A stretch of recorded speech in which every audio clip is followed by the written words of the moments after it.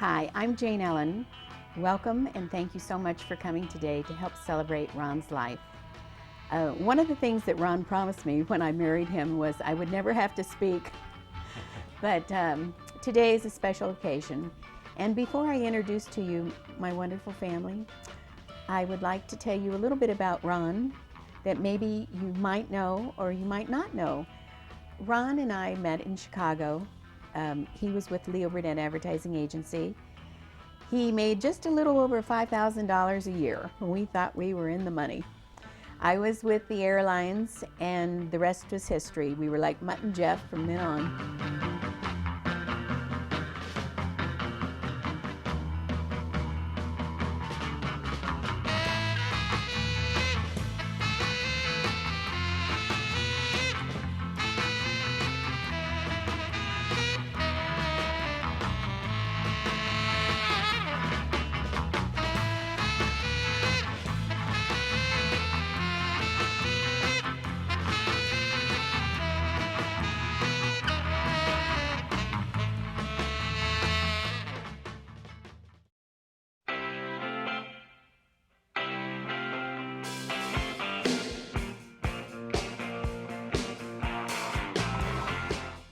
He also knew every word to the Rolling Stones.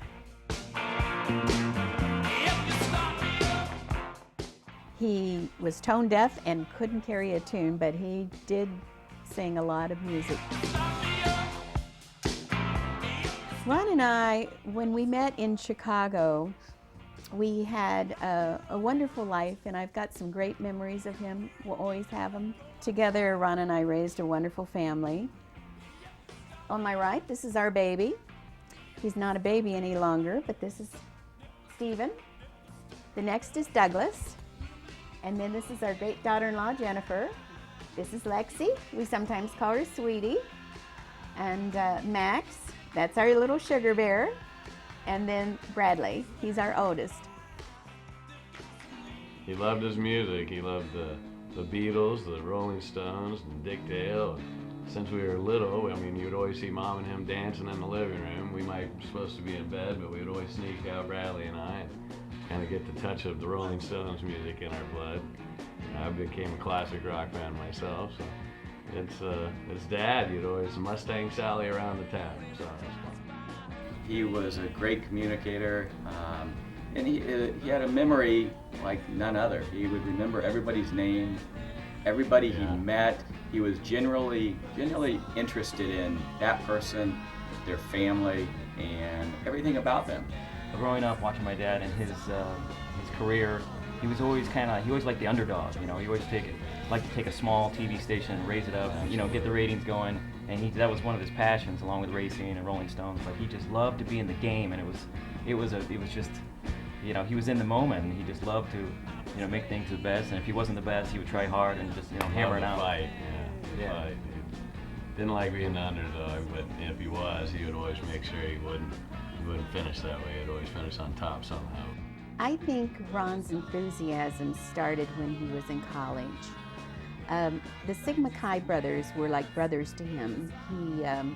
He never had any siblings, and so when he went to college, he got involved in every aspect at the college. All of a sudden, he just blossomed. That's what all of his friends said, and I've never known anyone so positive. I'm picking up good vibrations. She's giving me the excitations. I'm picking up good vibrations. She's giving me the excitations. Good vibrations. She's giving me the excitations.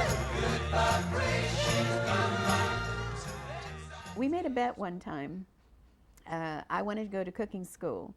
And he says, okay, you can go to cooking school if you race the Porsche. And I said, okay, you got it. So it was in Las Vegas. They have an open time at noon, and you get to take a car of any kind out on the track. So I did this, and I came in, and he goes, we're going to cooking school. And I said, great. And he says, in Italy though. And I said, okay. So that's what we did. We went to cooking school in Italy. But we did take our whole family to Italy, and I was really, really happy about that because Ron never took a vacation more than 10 days. He loved his job so much that he was always worried about what was going on at the station, and to be frank with you, he wanted to make sure he had a job when he came back. Ron's first job in television, actually, his first GM job was in Beaumont, Texas. And then he went to KWCH, which he changed the call letters, and he was on West 57th Street. It's kind of like a 2020, it's no longer on TV. They did a big party, and it looked like he had dynamite, and he was blowing up the old call letters. As you know, we have a wonderful opportunity to build a brand new television station. This television station will be dedicated to excellence in the areas of news, programming, and community involvement. In order to do this, we must make a clean break from the past.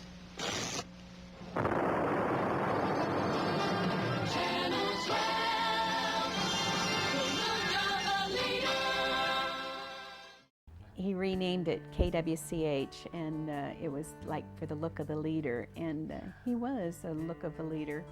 And then he went to Phoenix and was with Channel 10, and he was there many years. And then with all the upsets with the different stations, CBS becoming Fox and so forth, that was for a few years, and then he went on to Tucson, and he loved to do startup stations.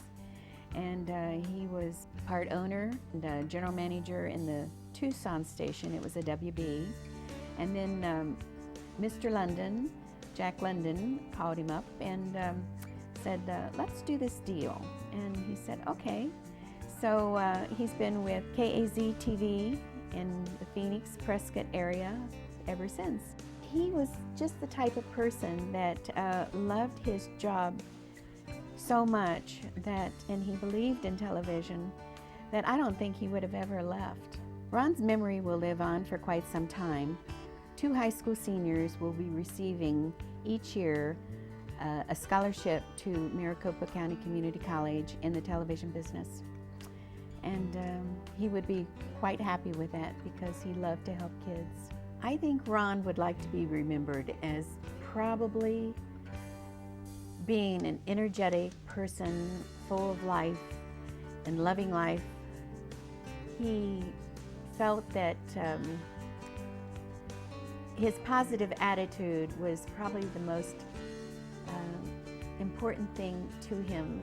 People will always remember his wonderful smile and his energetic personality. He had a class about him that I've never seen anyone else have. A smile was always on his face. He was probably the most positive person I've ever known in my entire life.